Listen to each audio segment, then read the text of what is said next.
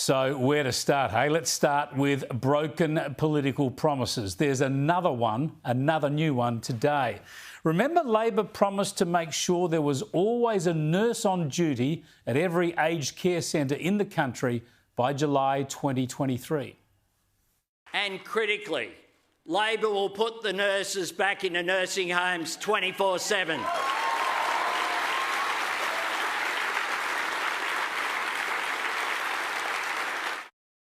Big promise, right? The thing is, it was a recommendation of the Royal Commission into Aged Care, and the coalition government at the time said it should be done, but that it was impossible to do it quickly because, among other things, there was a lack of nurses. Labor wouldn't buy that. Now, in our debate the other night, Scott Morrison mocked this plan, saying, to quote him, "Nurses won't fall out of the sky." Think about that for just a moment. Yeah, well, think about that for a moment, because just yesterday, Anthony Albanese's aged care minister admitted their promise would not be fulfilled.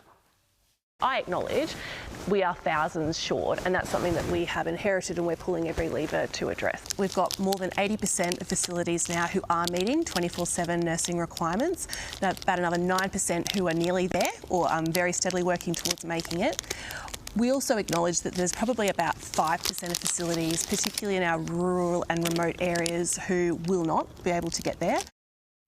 Yeah, guess what? They won't deliver on this promise because there are not enough nurses. In fact, as you saw, the minister says some aged care facilities might never get a nurse 24/7.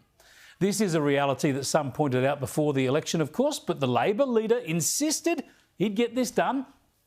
There's enormous detail there, not the least of which is our 5-point plan to fix aged care, putting a nurse in nursing homes 24/7. All the talk, all the promises, all the indignation when people are sceptical, but now they fail to deliver. Another broken promise. So let's do up a list, shall we? There's now the aged care nursing broken promise. It comes on top of the promise not to fiddle with superannuation taxes. That's broken.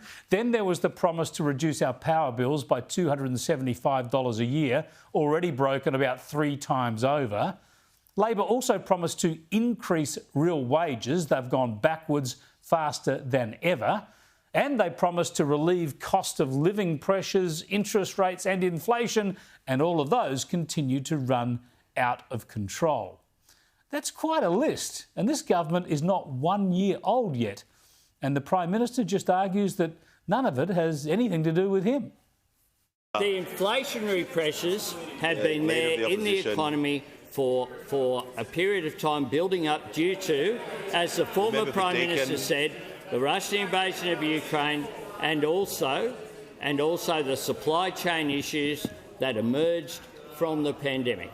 Now, they want to just wish those away, but you can't just wish these things away.